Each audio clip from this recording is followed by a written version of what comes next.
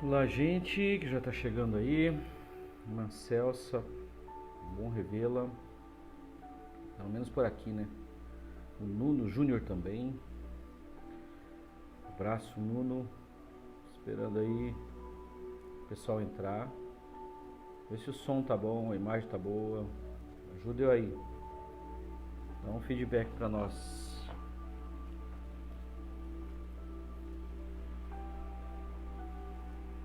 Sejam bem-vindos.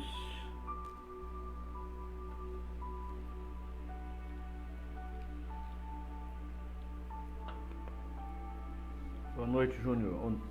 Tudo bom, Nuno? Tá bom o som, né? Imagem.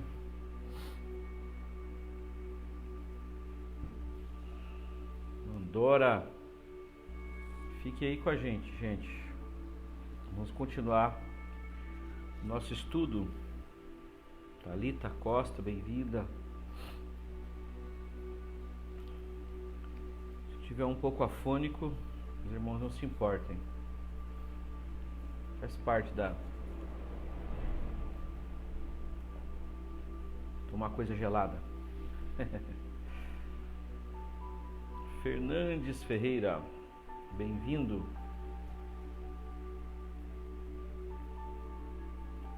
Esperando o pessoal entrar aí, esperando o pastor Michel também. Legal, Júnior. Bom.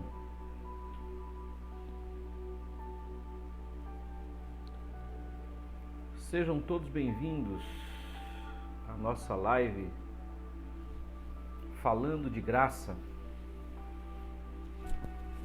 Nosso assunto é justificação pela fé. Na verdade é a base da igreja. Você que entrou, não saia, fica aí com a gente, para a gente estudar a palavra. Já pegue sua Bíblia. Se quiser compartilhar essa live com um amigo também. Nós vamos falar hoje sobre ver Jesus no Velho Testamento, através dos tipos que lá estão. Vamos chamar o pastor Michel aí para a live.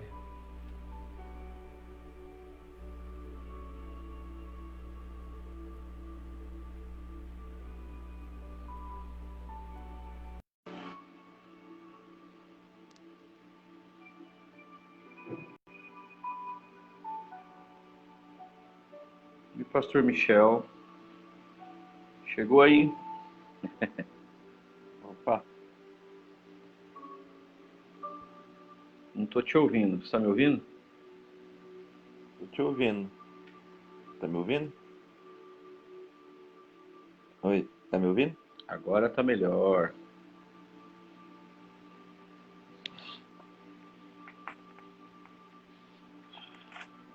Demorou para chegar aí, pastor Michel? Ô, irmã Cida, seja bem-vinda, fica com a gente aí. Vamos estudar sobre ver Jesus no Velho Testamento. Muito importante isso.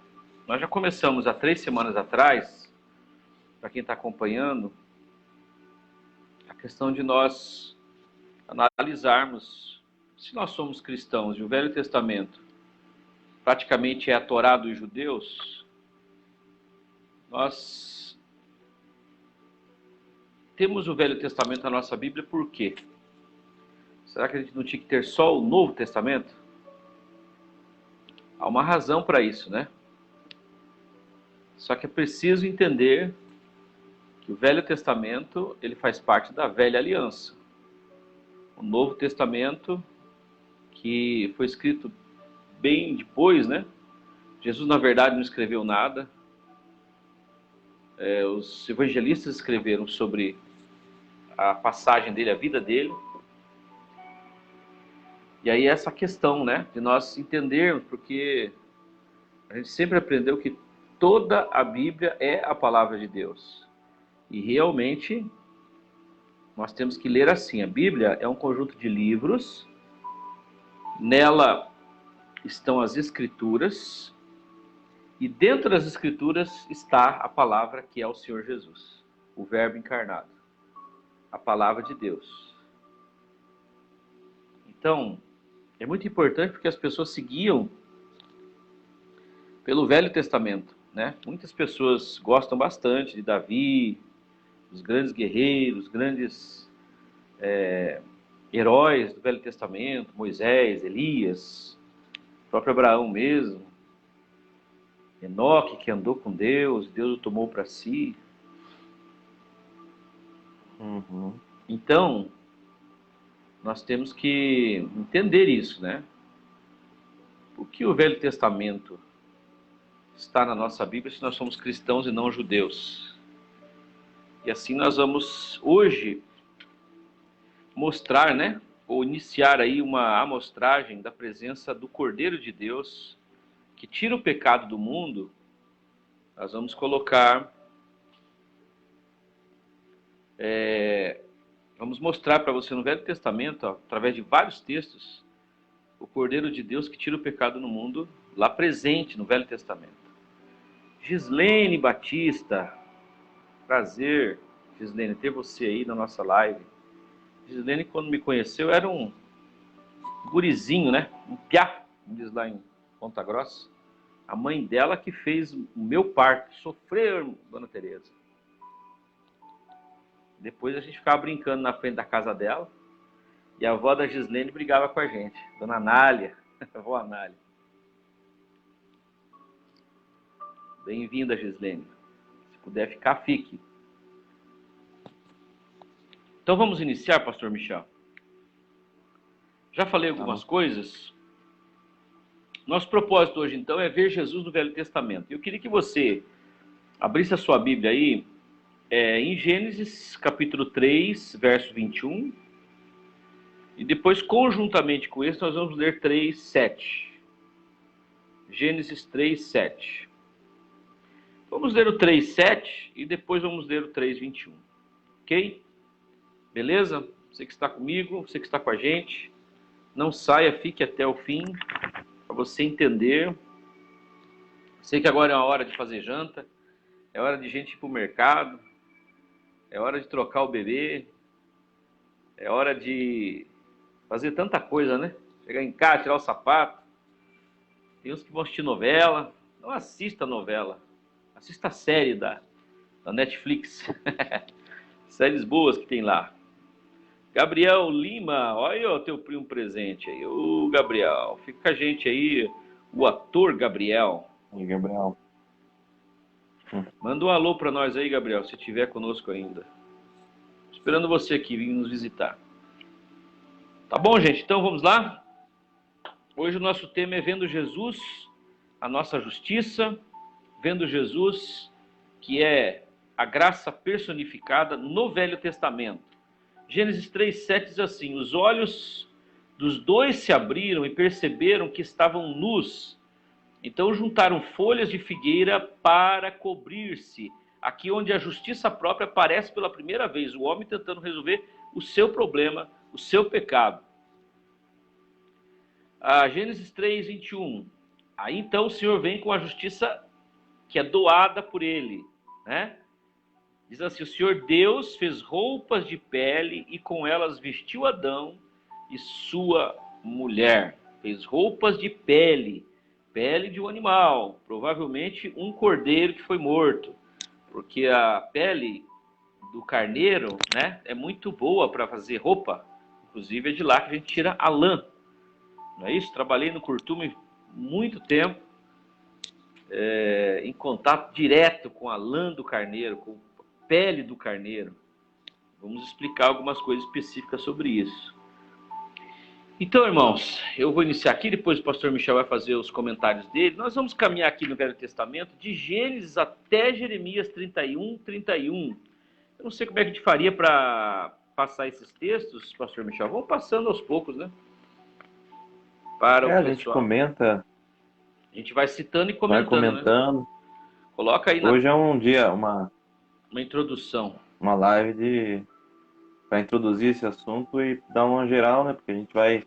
Escreve aí para mim... É um assunto que eu acho que... Escreve aí para mim...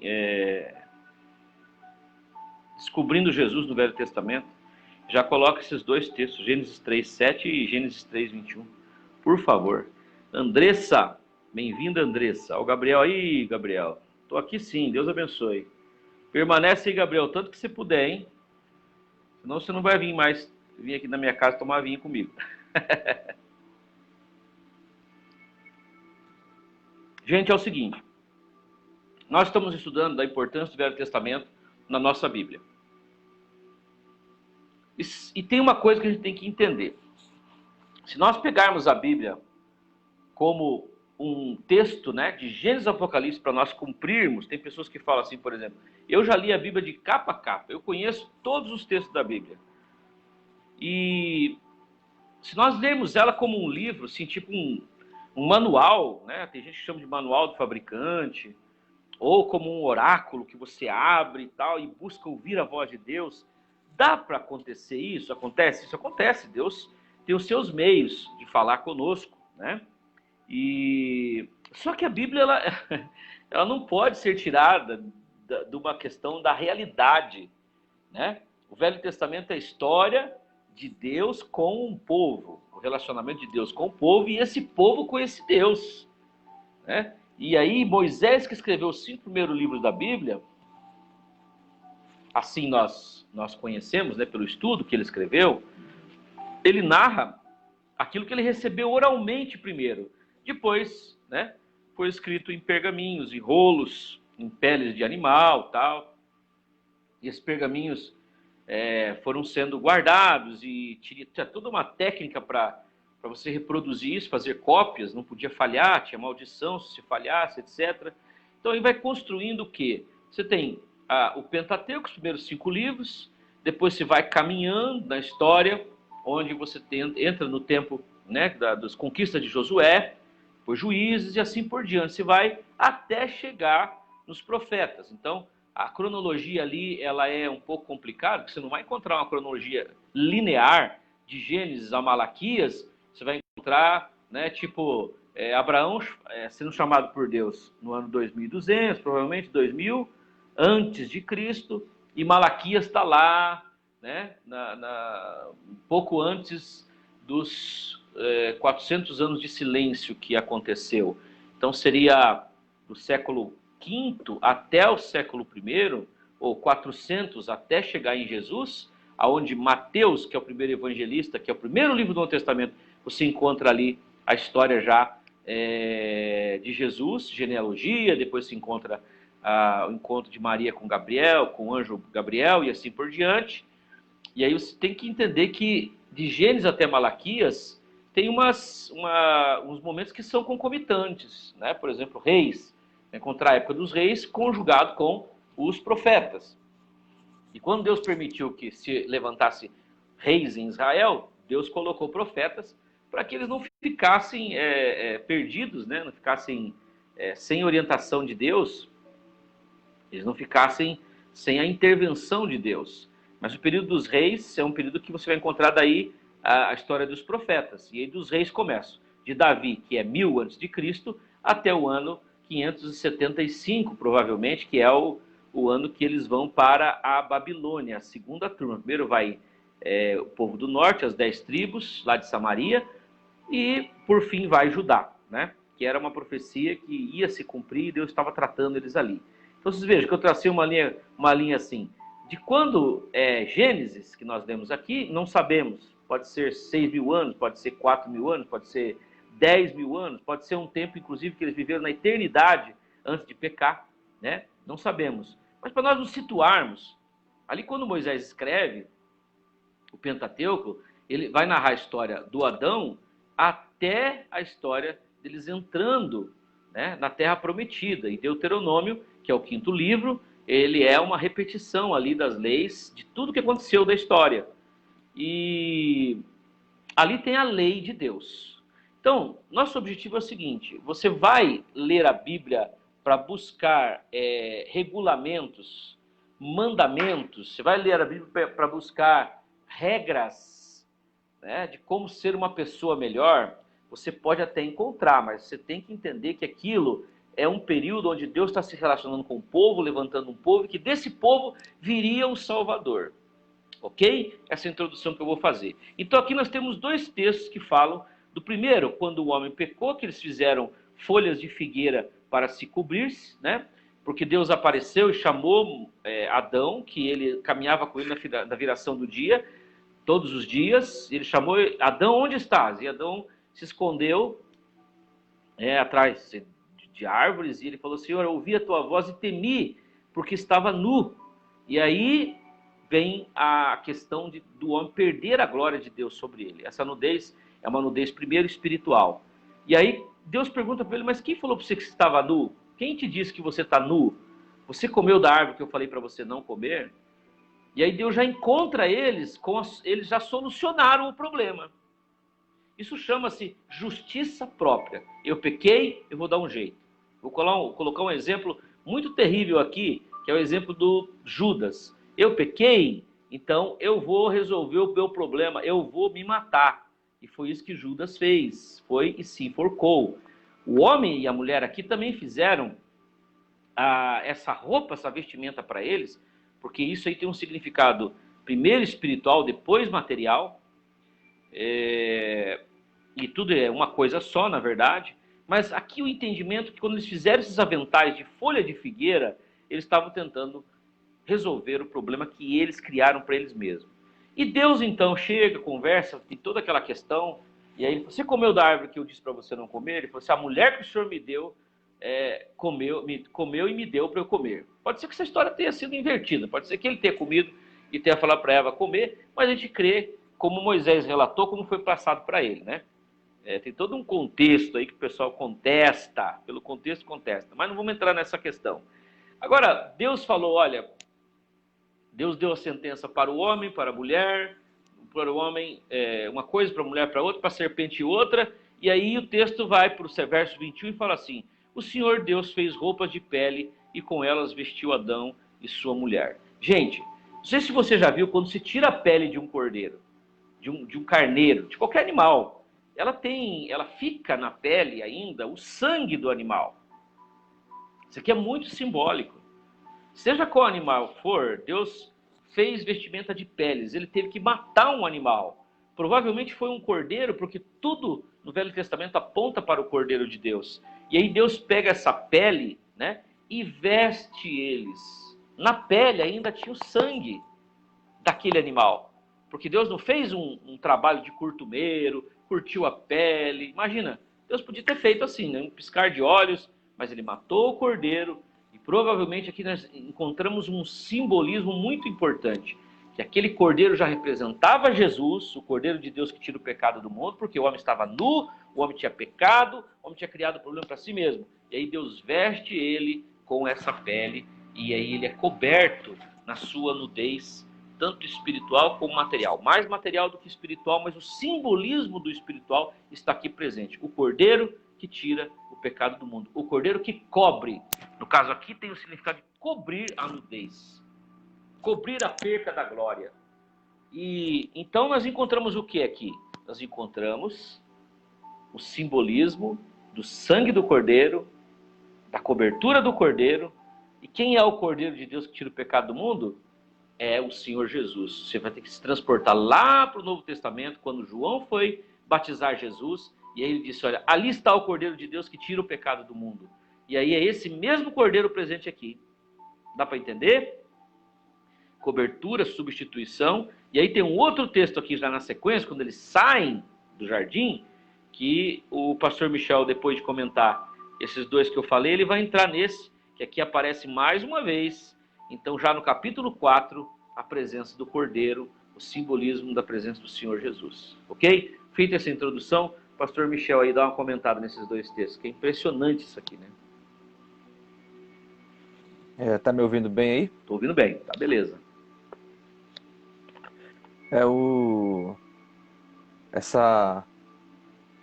Esse texto do Abel, né, dos dois sacrifícios, as duas ofertas que eles fizeram ao Senhor, é um texto muito misterioso, porque, como diz o Caio Fábio, né, não se explica o porquê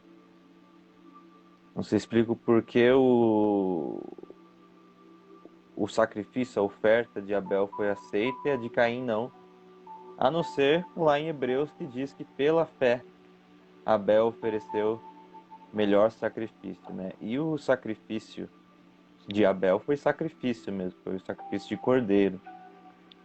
E aí, de novo, o simbolismo, e é muito evidente, tá tratando ali, realmente o Abel, o Caim oferece frutos, né, das suas plantações, ele faz ali uma oferta de folhas, né, de coisas verdes e tal, Frutos, e etc. bonito, esteticamente agradável.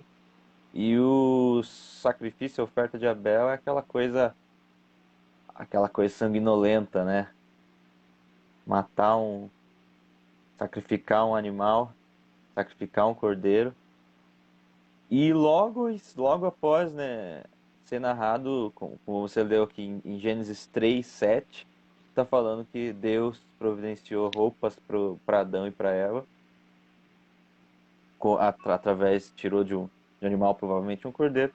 E no capítulo 4 aqui de Gênesis, logo em seguida, de novo o cordeiro, o animal sendo sacrificado para cobrir alguma coisa, surge de novo. E tudo isso, é, embora, embora não se perdeu, às vezes no meio evangélico, no meio cristão, as pessoas acho que perderam o contato com o simbolismo.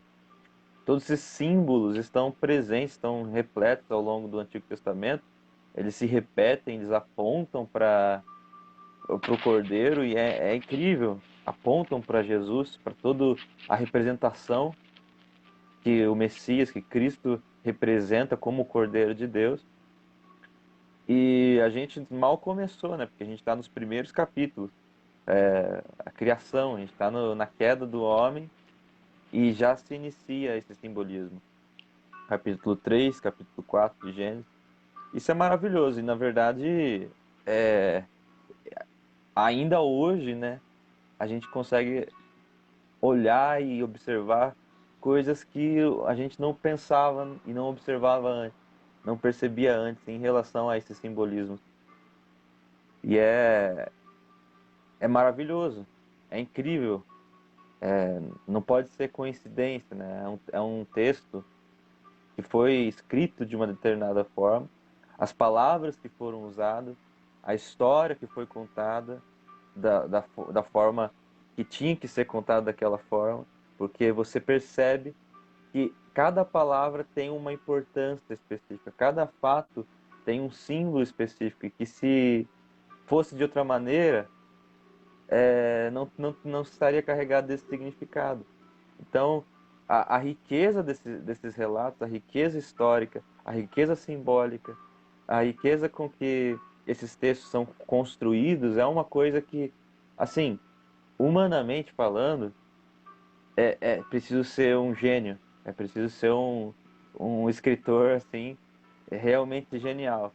A gente sabe que isso não é apenas obra humana, isso é uma inspiração divina mesmo. A Bíblia, os textos, os livros que estão na Bíblia são um milagre. Sim. Acho que. Eu quero que daqui a pouco você entre no. Eu vou entrar na explicação aqui dos dois. Eu quero que você comente, inclusive com base, né, naquela mensagem, né, sobre o sacrifício dos dois aqui, do pastor Caio Uhum, Fábio, que você, não sei se você lembra bem. uhum, Daí a gente vai ver aqui um pouquinho mais claro, né, e já dá uma aplicada nessa, nessa questão do simbolismo e do significado, inclusive, dessa questão de justiça própria e de justiça que vem de Deus, né? Então, assim, gente, olha só. uhum, A Bíblia diz que nós estávamos mortos em delitos e ofensas. Quando Paulo escreve isso, Paulo, que é um erudito, que é um rabino, ele fala: nós estávamos mortos em delitos e ofensas, mortos espiritualmente, mas Deus, por sua graça, nos revivificou. Aonde que aconteceu essa morte? Aconteceu aqui. Quando o homem ele peca, ou ele escolhe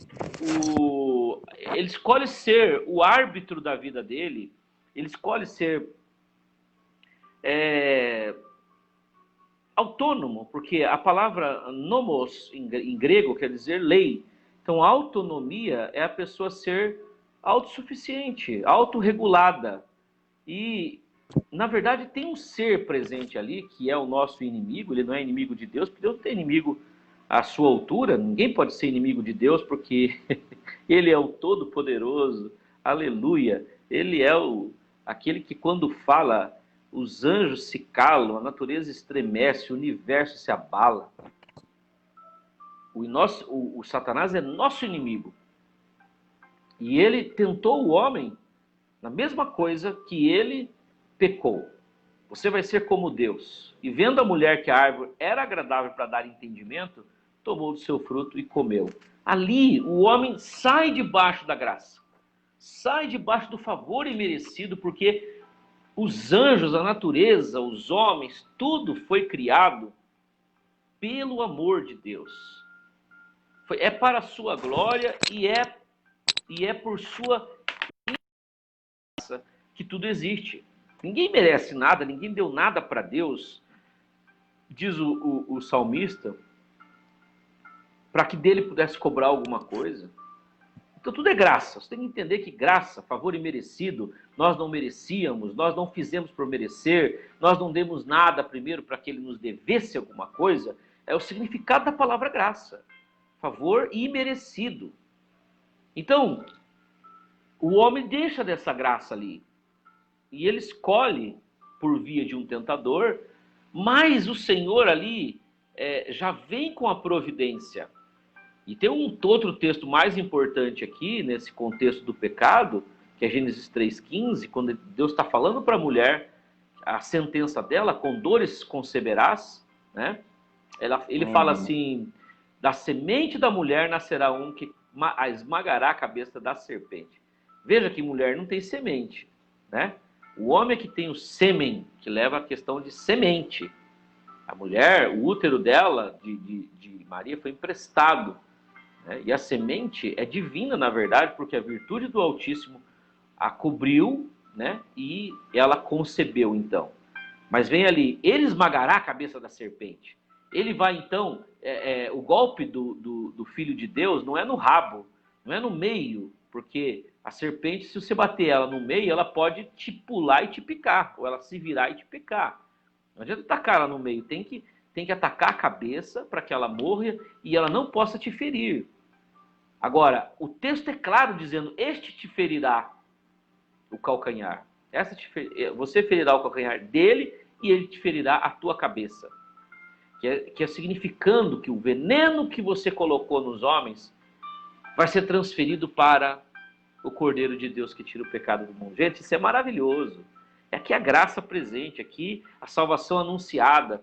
Mas aqui, para a vergonha do homem, para a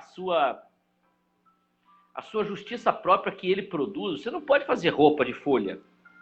Dá até para... Hoje tem tecnologia para você emendar isso, mas eu não sei como é que eles fizeram ali com cipó, tal, fez um avental de folhas, porque ele viu a sua nudez. E essa nudez não é uma nudez só física, é uma nudez espiritual também. Porque a partir do momento em que o homem deixa de estar debaixo da graça, da misericórdia de Deus, do amor de Deus, a luz de Deus que o guia, que o purifica, a glória de Deus que está sobre ele, ele abre mão disso. Abrindo mão disso, ele fica desconfortável, desprotegido. E o que acontece então?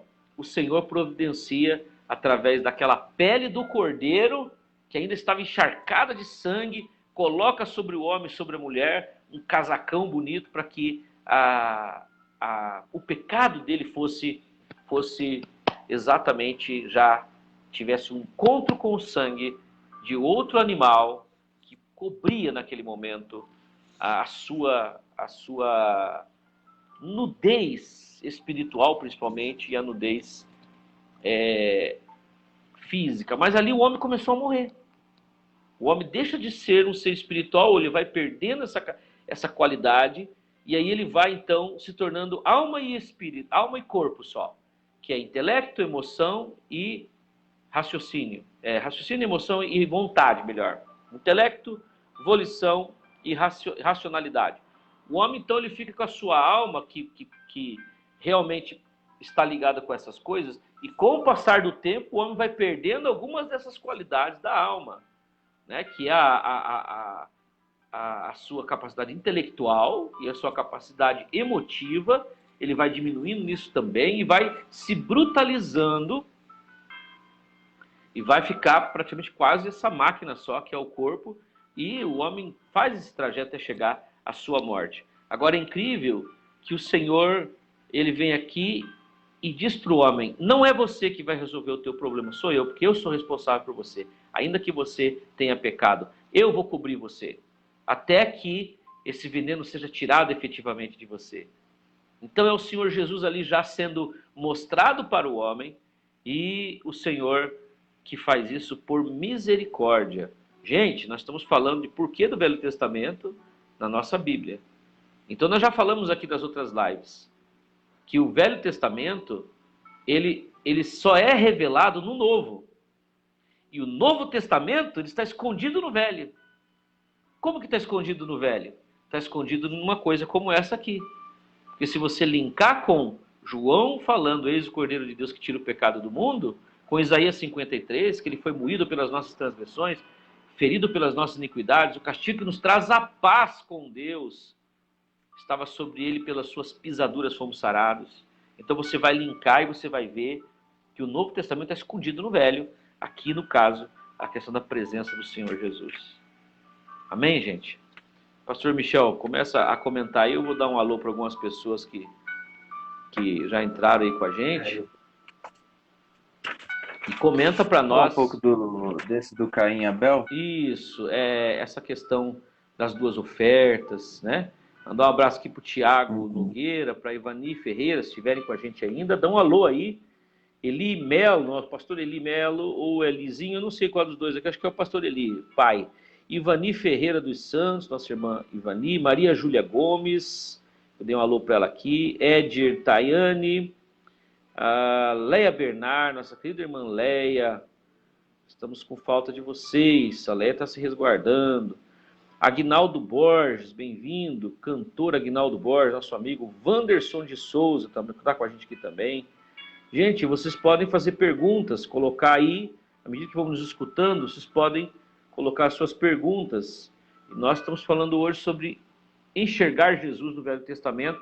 Começamos com Gênesis aqui, né? Porque o Velho Testamento está escondido, o Novo Testamento, a Nova Aliança, ela já está profetizada, escondida lá na Velha Aliança, lá no Velho Testamento. Então acompanha com a gente aí. Caim e Abel.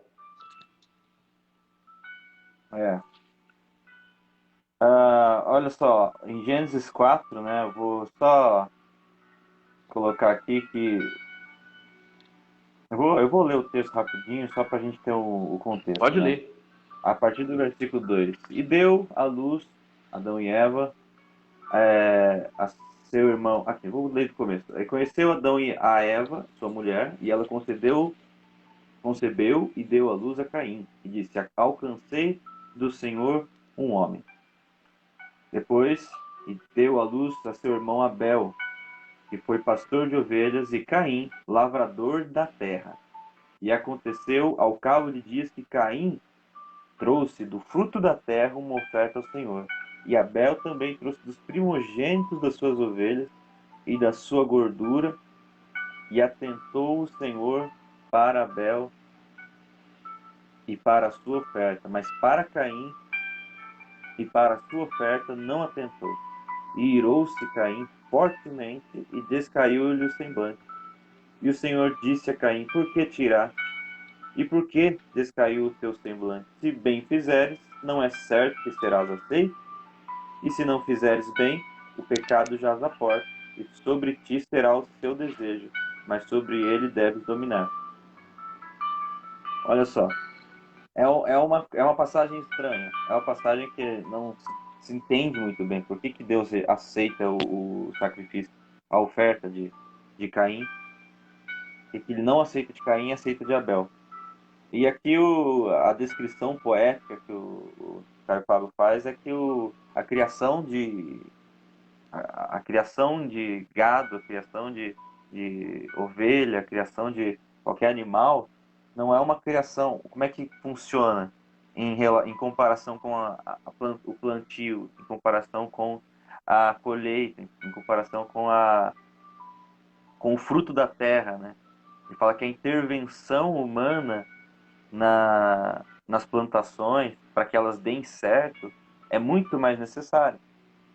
Então, além de ser uma coisa esteticamente agradável, como eu já tinha comentado, o processo de intervenção humana ali, para que a plantação dê certo, tem que ser regular. A pessoa não pode simplesmente jogar a semente na terra e abandonar. Existe um esforço ali constante. Existem meses de esforço em que a semente vai dar o seu fruto e vai gerar cada uma o seu fruto, né, de acordo com o que foi plantado, mas enfim. A questão é que Caim trabalhava na terra, Abel trabalhava com os animais, Abel era pastor de ovelhas. E aí Abel vem e Abel, nessa criação de ovelhas, é uma criação um pouco menos trabalhosa, vamos dizer assim. Porque Abel, você deixa a ovelha lá, ela come, coloca o pasto, você protege, né, fica observando, mas a verdade é que você não precisa fazer muita coisa para que a ovelha cresça, para que a ovelha, o filhote, se torne adulto e saudável. Você não precisa intervir, você não precisa de muito esforço para que aquilo ali se torne um animal que vai te alimentar, que vai gerar frutos, que vai te enriquecer, enfim. Então, já existem duas coisas no simbolismo, que um precisa de mais esforço e o outro precisa de quase esforço nenhum. Exato. Caim se esforçava mais. Se você for analisar com a criação das duas coisas, o Caim se esforçou mais do que Abel. Só que a oferta de Abel foi aceita, não de Caim. E além disso, esteticamente, uma oferta da plantação é muito bonita, é muito agradável. São cores e diversas. Esteticamente ali existe algo que nos liga às cores, a beleza, aquilo que nos atrai, aquilo que é simples e que ao mesmo tempo é bonito, é grandioso, é belo. Cheirosa. E é cheirosa, tem os aromas, né? Enfim, e a questão do animal, do sacrifício de animal, se você for tentar entender, né, o porquê do sacrifício de animal, hoje em dia para nós é até difícil, porque se você observa o que é o sacrifício de animal, é um negócio cruel, um negócio violento, é um negócio que, ao assistir, ao presenciar a morte de um animal, não é uma coisa esteticamente agradável, não é uma coisa aromática, você não vai se agradar de um cheiro de sangue. Então, então é feio esteticamente para nós. É uma coisa cruel, uma coisa violenta, uma coisa que assusta para nós. E além disso, a questão de não haver esforço. Então, esses dois contrastes que é preciso, é claro, um conhecimento literário, é preciso um conhecimento poético para você conseguir observar isso. A gente ouviu essa interpretação do Caio Fábio, mas assim que a gente toma conhecimento disso, fica muito evidente o simbolismo ali representado nesses dois tipos de oferta. E lá em Hebreus, o que o autor aos Hebreus vai matar a charada e vai afirmar que pela fé Abel ofereceu uma oferta melhor do que a de Caim. A questão ali é que Abel estava pela fé.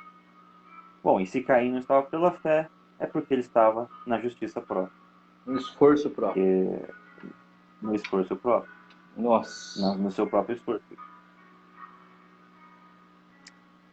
Então, já desde o início, porque Adão e Eva são os nossos pais, né, os primeiros homens. E só que o Caim e Abel são os primeiros filhos, a primeira geração que vem depois da queda. E desde lá já se apresenta essa questão da justiça própria, esse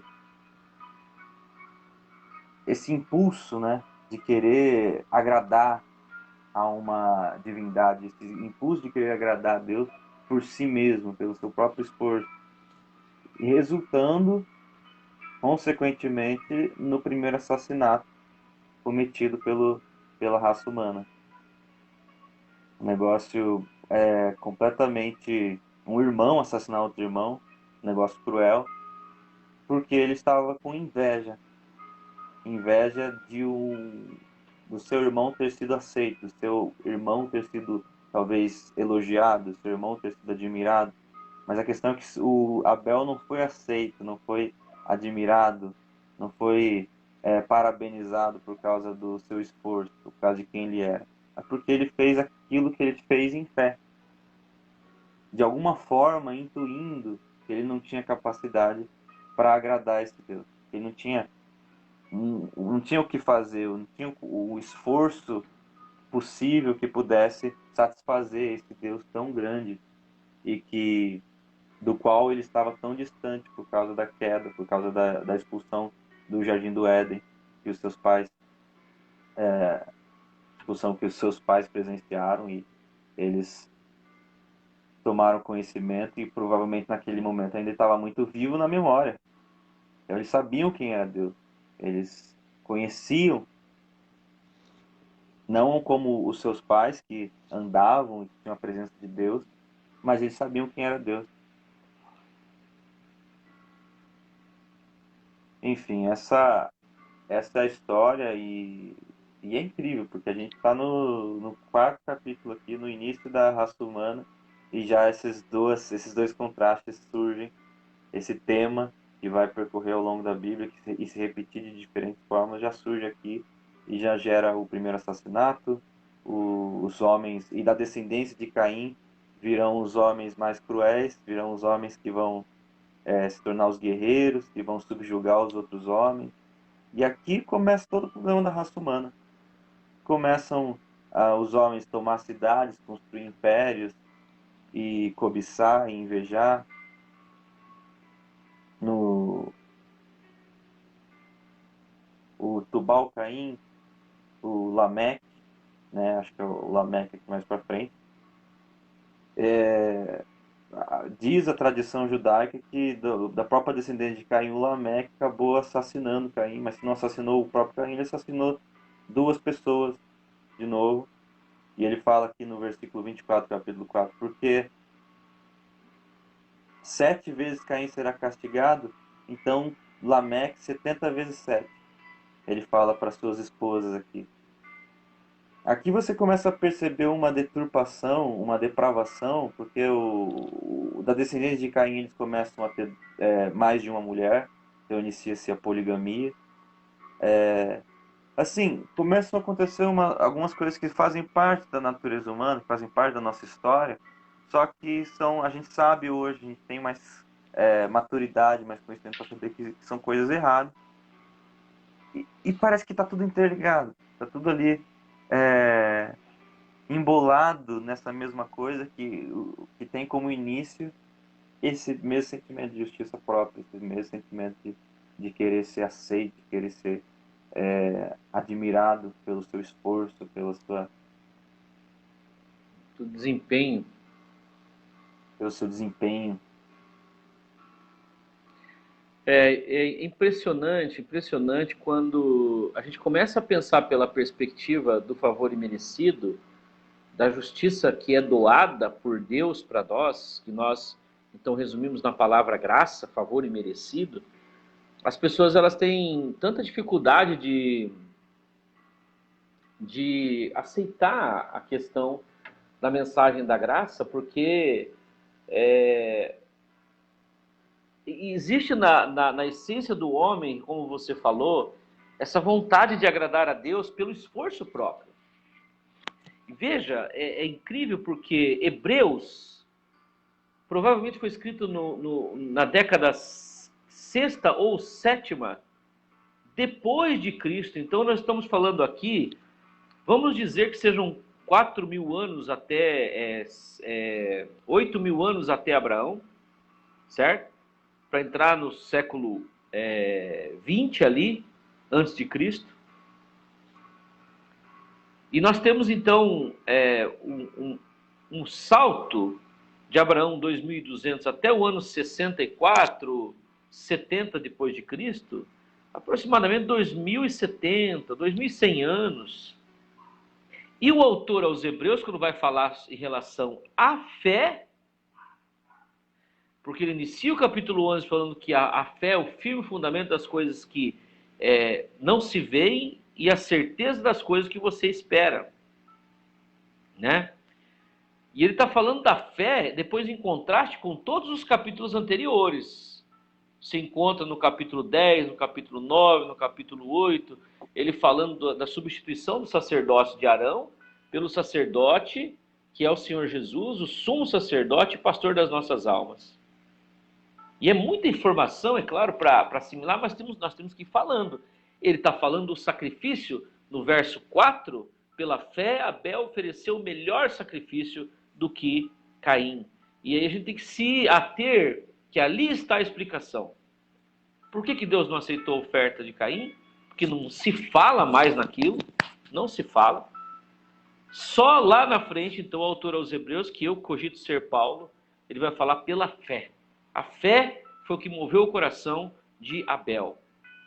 E a fé, realmente, ela está superior ao desempenho. Porque quando o apóstolo Paulo, e a gente tem falado sobre esses textos, tem que linkar, não tem jeito, é explicativo, porque ele está falando para judeus que conheciam a história do Abraão, a história do povo deles, do relacionamento com Deus, de todo o ritual sacerdótico, né, sacerdotal, de toda a substituição da questão uma vida por uma vida, pecado pago com sangue. Em Hebreus vai falar que quase todas as coisas se purificam com o sangue, e se não houver derramamento de sangue, não há remissão de pecados. Tem um contexto totalmente específico com a história do povo de Israel. Uma história que é pedagógica, né? O templo, todas as coisas que estão ali relacionadas aos sábados, aos dias, às festas, às luas. É tudo pedagógico, é tudo apontando para Jesus, é tudo apontando para o Cordeiro de Deus. E aqui já no Gênesis, no capítulo 4, né? No verso 4 aparece a fé. Mas uma fé, ela tá subliminarmente entendida aqui. Como você colocou, o esforço do Caim, até a Zilda Matos, ela comentou aqui, e a plantação precisa mais cuidado, além de que tem as ervas daninhas. Isso mesmo, o trabalho que é a lavoura, né, o laboro da terra, é muito mais esforço. E você denotou bem, eu quero voltar a esse ponto. A mesa que o homem prepara pelo seu esforço próprio, ela pode ser muito mais bonita. Mas o que Deus quer é a fé. É algo que não parte dele. Porque quem deu a vida às plantas também, mas aos animais? Como o cordeiro. Que o cordeiro ele nasce de uma cruza, né? de um casal, né? O carneiro e a ovelha. Gera uma criatura por uma natureza muito maravilhosa, que é a questão da geração, mama na sua mãe, depois vai para o campo pastar, e o trabalho do pastor é bem menor do que o trabalho do lavrador, né? Quem trabalha com isso, cada um sabe da sua... Mas a verdade é que o homem não criou aquela criatura. Ah, pastor, mas o homem também não criou a semente, mas ele precisa regar, ele precisa cuidar, ele precisa... limpar, porque nasceram cardos e espinhos, ele tem que estar cuidando daquilo. E afinal de contas, uma mesa, né, de frutas e verduras e, né, nossa, aquela coisa bonita que você vai na feira, você vê se forem frutas muito frescas, é tudo muito bonito, aquele visual. Agora, o que é o sacrifício de uma ovelha? É sangue em cima de uma pedra escorrendo, aquele bicho sendo esquartejado. Né? A Bíblia diz que ele foi moído pelas nossas transgressões. aqui já aparece Jesus, aqui já aparece o Salvador, já aparece a graça, já aparece o favor imerecido. E é maravilhoso, é incrível como que o homem, ele quis sempre resolver o problema do seu pecado. Por quê? Quando se oferece, vai se levar uma oferenda para Deus, ou quem tem o seu Deus lá, que na verdade nós respeitamos, mas não cremos que seja, né, o Criador dos céus e da terra, do universo, o eterno que nós chamamos, e essa palavra é o que distingue ele de todos os outros deuses, ele é o eterno, ele não foi feito por mãos humanas, não surgiu de uma mitologia, ele é o eterno, ele sempre esteve, ele sempre estará, ele sempre está. É maravilhoso, né? O eterno, esse Deus a quem nós servimos, a oferta para ele, no caso ali, era justamente porque ele se viu faltoso. O Caim também.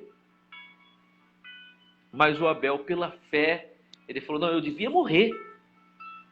Pensa bem, se eu estou oferecendo a vida de um cordeiro, é porque aquele cordeiro morreu.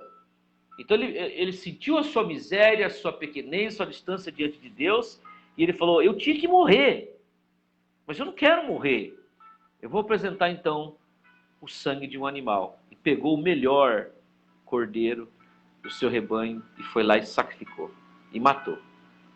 Aqui está a fé que nos liga à questão da presença do Senhor Jesus, da existência do Cristo eterno, né, que depois vai encarnar, e então ele vai ser o nosso substituto.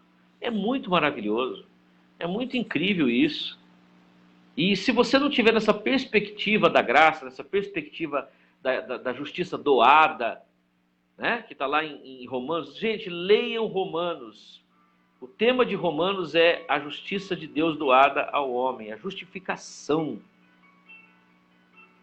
Se nós não lermos com essa perspectiva, nós vamos ver apenas uma história do início da humanidade e ainda vamos ficar indignados, porque, poxa, que Deus que é esse que faz acepção de pessoas, aceita uma e não aceita a outra?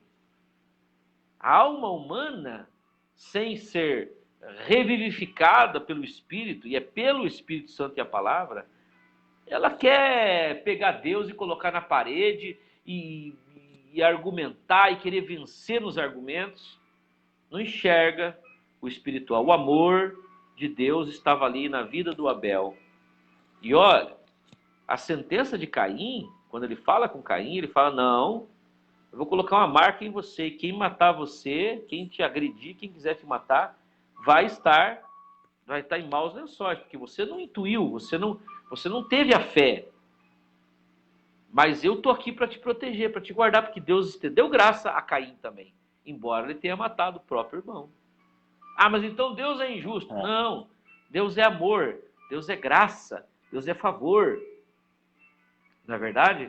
E a gente vê então que desde o início da humanidade, já na eternidade, como diz lá o João, no capítulo 5 de Apocalipse, Cordeiro de Deus, eu vi o Cordeiro assentado no meio do trono. Você vê, eu já tô pulando, dando salto, né? Do início dos tempos ao Apocalipse, que nós vamos estar na eternidade, onde ele viu o Cordeiro de Deus assentado no meio do trono.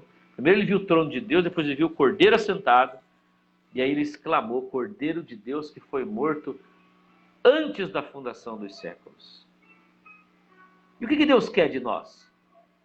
Deus quer essa fé, mas essa fé só vem a partir do momento em que eu entendo que eu não tenho o que eu possa fazer para agradar a Deus, a não ser morrer, a não ser que eu dê a minha vida, porque eu não tenho como pagar Deus por ser pecado. Não existe possibilidade de eu conseguir fazer isso. Mas como eu tenho instinto de sobrevivência e Deus não quer o meu sacrifício, Deus não quer a minha morte, porque a Bíblia é clara em dizer, sacrifício não quiseste, mas um corpo me preparaste, que é o corpo do Senhor Jesus, para levar o nosso pecado, a nossa iniquidade. Deus não quer o nosso sacrifício, nem o nosso sangue, porque o sangue de Jesus já nos purificou de todo pecado, já pagou a dívida. Ele, como representante da raça humana, resolveu o problema do homem com Deus. O castigo que nos traz a paz com Deus estava sobre ele e pelas suas pisaduras fomos sarados. Romanos 5:1, justificados, pois pela fé temos paz com Deus. Então é tremendo que desde esse momento você já enxerga aqui, então, a ação, o mover e a presença do amor de Deus. Um abraço para a nossa irmã Keila Rezende, esposa do nosso amigo Petersen, a Olga Moura também, irmã Ceci Freire, obrigado por estar nos assistindo ou passar aqui, tem alguns que chegam, saem para ver depois a live. Então, nós iniciamos hoje, né, pastor Michel, essa introdução a ver Jesus a partir do Velho Testamento, o Cordeiro de Deus presente, e daí semana que vem nós vamos dar continuidade, e daqui a pouco eu queria que o pastor Michel fizesse uma oração por nós, e por todos que estão aí nos ouvindo, que vão nos ouvir, ficar a oração aí, abençoando a vida das pessoas, mas a gente quer fixar uma coisa, gente, caminha com a gente nesses textos, caminhe com a gente nessa jornada, você enxergando Jesus no Velho Testamento, e você vai enxergar o amor de Deus já ali, presente, anunciando e também sustentando toda a criação e tudo que Deus fez. Porque se Deus tirar, né, a sua mão de sobre nós, o mundo se esfacela e nós principalmente estamos prontos para destruí-lo. Os filhos de Deus talvez não, mas a maior parte da humanidade. E se a gente também abandonar esse favor imerecido e a fé de que Deus é bom, só vou colocar um parênteses, pastor Michel. Quando João começou a pregar, ele falou para eles, se arrependam, porque o reino de Deus está próximo. Falando isso para judeus, para gente que tinha templo, que tinha sacerdote, que tinha lei, que tinha todas as coisas. Só que nós entendemos arrependa-se como a gente fala, ah, Senhor, bater no peito e falar, ah, eu não vou mais fazer isso, eu me abomino até o pó por ter feito isso e tal, né? Não, o arrependam-se é mudem de mente. E ele falava, arrependam-se para com Deus. Mudem de mente em relação a Deus. Deus não é o vosso inimigo. Deus não quer o teu mal. Deus não está te perseguindo. Deus não quer te destruir. Deus te ama. E o amor dele está presente desde a fundação, né, da história humana. E nós vemos, então, uma mudança, uma transformação. Quando você encontra Jesus aqui, desde Gênesis até o Apocalipse, você encontra o Cristo, você encontra o Cordeiro de Deus que cobre o pecado, para depois tirar o pecado. Você vê que Deus está sempre ali, protegendo, guardando, e só não aproveita quem quer fazer esforço próprio. Quem quer impressionar a Deus com uma mesa bonita, com uma dança bonita, com uma performance no instrumento, com uma performance na garganta, no gritar da voz, a música mais bonita, a poesia mais bonita, a casa mais bonita, como Davi quis fazer. Deus não se impressiona com nada disso. Deus não quer nada disso. Ele quer que nós creiamos que Ele é bom e que Ele nos ama. E desde o início, esse amor já está presente aqui. Pastor Michel. Amém. Valeu, oração. Faz seus comentários finais aí, e aí faz uma oração por todos nós. Bom, acho que a gente dá para fazer essas lives e ir correndo correndo o texto bíblico assim na linha temporal correta, e a gente vai ter muito assunto para falar, né? Com certeza. Vai ter muito assunto para entrar, porque a riqueza desses textos é muito grande, e eu creio que vai ser muito bom, tá? Acho que hoje já foi muito bom, e a gente só está começando. E linkando com o Novo Testamento, né? A gente vendo que o Novo Testamento está aqui, escondido. Mostrando as profecias messiânicas, né, no Antigo Testamento, e as representações simbólicas do Cordeiro de Deus, da fé, da salvação pela graça e não pelo esforço humano. Amém. Vou orar então? Isso, amém. Oremos. Deus, muito obrigado. Muito obrigado porque o Senhor nos preparou, meu Pai, esses livros que foram preservados, que contam essas histórias, que nos mostram a nossa história, nos mostram quem nós somos. Senhor, eu sei que o Senhor está no controle de todas as coisas e o Senhor é quem nos revela tudo isso que nós estamos falando aqui. O Senhor é quem nos mostra. Jesus Cristo nos disse que as ovelhas dele conhecem a sua voz. E é isso que nós queremos, meu Pai, ouvir a sua voz. Queremos, quando ouvirmos a voz de Cristo, reconhecer essa voz. E como ovelhas, Deus, nós reconhecemos essa voz e queremos ouvir isso, obedecer, aceitar isso, aceitar que nós, pelo nosso próprio esforço, não podemos agradar, nós, pelo nosso próprio esforço, só podemos ser presunçosos, Deus. Então queremos aceitar pela fé, meu Pai, esse caminhar, meu Pai, esse aprendizado, esse evoluir.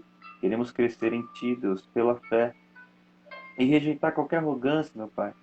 Porque assim como Jesus Cristo era humilde, nós queremos ser humildes também, mas é pela fé somente.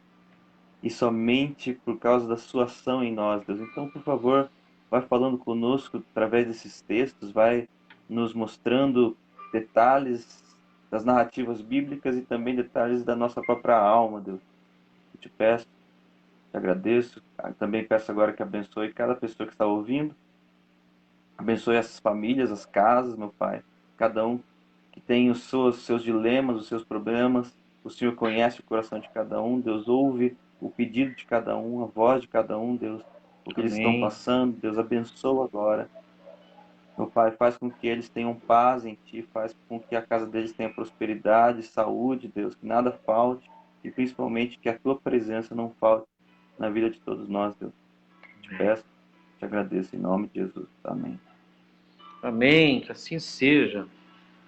Agradecer a presença aí de todos que estiveram conosco. Depois entrou a Thelma também, nossa querida irmãzona, a Sidney Solange lá de Ponta Grossa.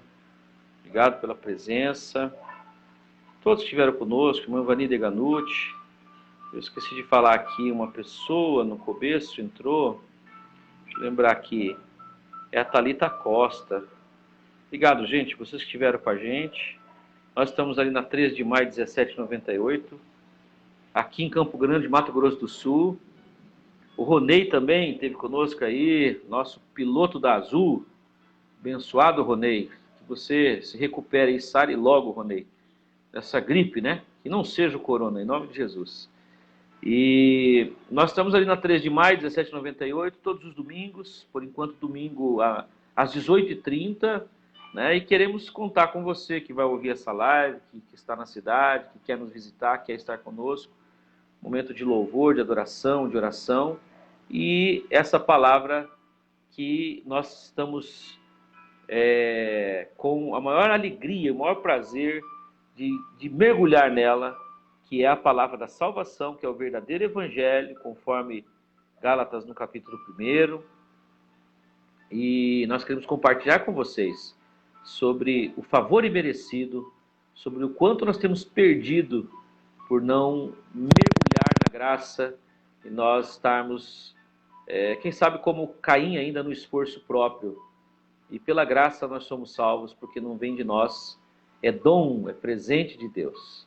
Deus abençoe a todos, a Tatiane Castro, que entrou aí também, nosso irmão Miguel do Vale, pai do meu amigo Rubens, que eu já conheço, deixa eu ver, há uns 42 anos mais ou menos. Abraço, irmã Nair, a toda a família. Fique com Deus, gente, que Deus abençoe. Abraço, pastor Michel, até amanhã.